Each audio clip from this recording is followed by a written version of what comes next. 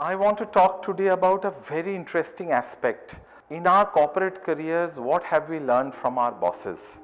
Early on in my career, I think my first boss was actually a lady boss. So I have understood what is gender diversity very early on, and I think she had been a wonderful boss.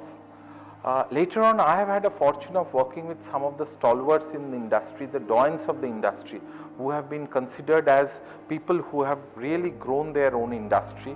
The first thing is domain expertise. I think that goes without saying. But some of the human characteristics and aspects which I have learned is very important.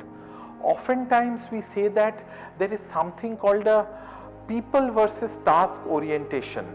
That's what oftentimes I keep on hearing in many of the presentations, that some managers are people oriented and some are task oriented. I don't believe with this in this philosophy, because many of my good bosses have been extremely people oriented, yet at the same time very task oriented. So that's really the capability of a good manager, a good leader. So that's one learning I have across. The second thing which I have learned from many of my bosses and superiors and my managers who I have worked with is that please respect your immediate subordinates and your peers. There is a huge amount of professional respect which is important.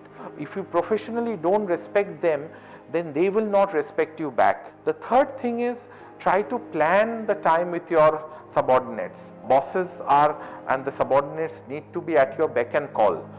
Plan their time so that they have time, they understand what they are going in for, rather than to surprise them.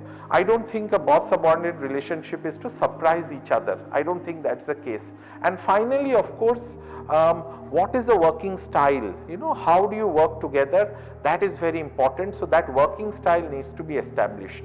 So these are some of the learnings which has stayed me in good stead in my organizational journey and in my career, in my management journey. Anything more you want to learn from me or know from me, I am happy to share. Thank you.